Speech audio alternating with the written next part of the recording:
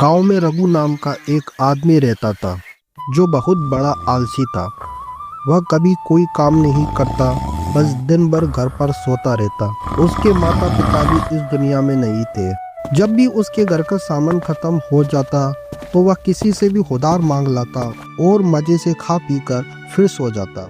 लेकिन एक दिन उसके मन में एक अजीब सा ख्याल आया। मैं अकेले रहने से तंग आ चुका हूँ, क्यों न मैं शादी कर लूँ और अपना एक परिवार बसा लूं। यह सोचकर वह गांव के मुखिया जी के पास गया और जोर से आवाज लगाई, मुखिया जी, बाहर आइए, मैं रघु आपसे मिलने आया हूँ।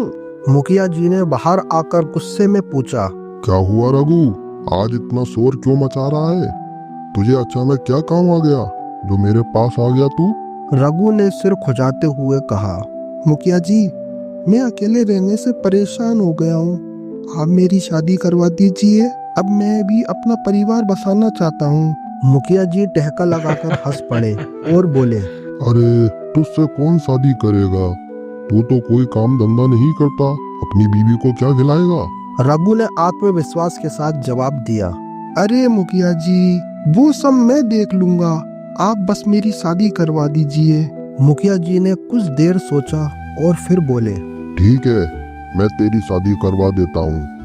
मुखिया जी ने रघु की शादी एक सुंदर लड़की से करवा दी। अरे देखो, हमारा कामचोर रघु आ गया। आज किसके पास उधार मांगने आया है? अरे चुप करो, मैं कौन सा रोज रोज तुम लोगों से उधार लेता हूँ। झूठ मत बोल रघु, सुबह ही तुम उससे आटा और चावल लेकर गया था। रघु, तुम्हारी ये आदत कब सुधरेगी? शादी के बाद आदमी जिम्मेदार बनता है, लेकिन तुम तो और भी निकम्मे होते जा रहे हो। जब तक दोस्त हैं तब तक चिंता कैसी मुखिया जी। दोस्त कब तक मदद करेंगे तेरी रघु? जब सब मना कर देंगे तब क्या करोगे तुम? तब देखा जाएगा। गांव वाले निराश होकर चले जाते हैं। गोरी चूल्हे के पास बैठी है, लेकिन घर का राशन खत्म हो चुका है।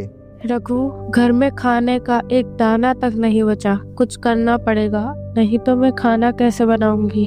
चिंता मत करो भाग्यवान, मैं अभी माधव से उधार ले आता हूँ। रघु माधव से सामान उधार ले आता है, लेकिन यह सिलसिला बार बार चलता है। बस अब बहुत हो गया रघु, तुम कब तक दूसरों के सहारे जियोगे? अगर तुम काम नहीं करोगे तो मैं अपने मायके चली जाऊंगी। गोरी गुस्से में घर छोड़कर चली जाती है। रघु अकेला रह जाता है और परेशान होने लगता है।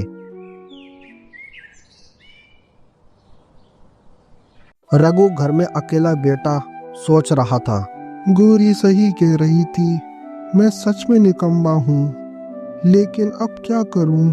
तभी गांव में एक घोषणा होती है। गांव में एक नई सड़क बन रही है, हमें मजदूरों की जरूरत है। जो भी काम करेगा उसे अच्छा मेहनताना मिलेगा। मुझे भी कुछ करना चाहिए, लेकिन क्या मैं कर पाऊंगा? अगले दिन वह पहली बार काम पर जाता है और गांव वाले चौंक जाते हैं। रघु मेहनत करने की कोशिश करता है, लेकिन बहुत जल्दी थक जाता है। अरे बाप रे, ये कितना मुश्किल है, मुझसे तो मेहनत ही नहीं हो पा रही। मेहनत आसान नहीं होती, लेकिन उसका फल मीठा होता है रघु। धीरे धीरे रघु की आदत बदलने लगती है। अब वह रोज काम पर जाने लगता है। कुछ महीने बाद रघु अब मेहनती बन चुका है। उसने अपने खेत में काम करना शुरू कर दिया। गोरी भी वापस आ जाती है। रघु, ये सच में तुम हो? मुझे विश्वास नहीं हो रहा। हाँ गोरी, अब मैं पहले जैसा नहीं हूँ, मैंने मेहनत की कीमत समझ ली है। मुखिया जी और गांव वाले खुश होते हैं। हमें तुम पे गर्व है रघु, अब तुम सच में एक अच्छे इंसान बन गए हो। मेहनत का फल सच में मीठा होता है। सीख, मेहनत से ही इंसान की तकदीर बनती है। उधार की जिंदगी ज्यादा दिन नहीं चलती। जब इंसान खुद की मदद करता है तब दुनिया भी उसकी मदद करती है। आपको ये स्टोरी कैसी लगी दोस्तों, मुझे कमेंट बॉक्स में जरूर बताएं, और आप किस टॉपिक पे स्टोरी सुनना पसंद करेंगे ये भी मुझे जरूर बताएं।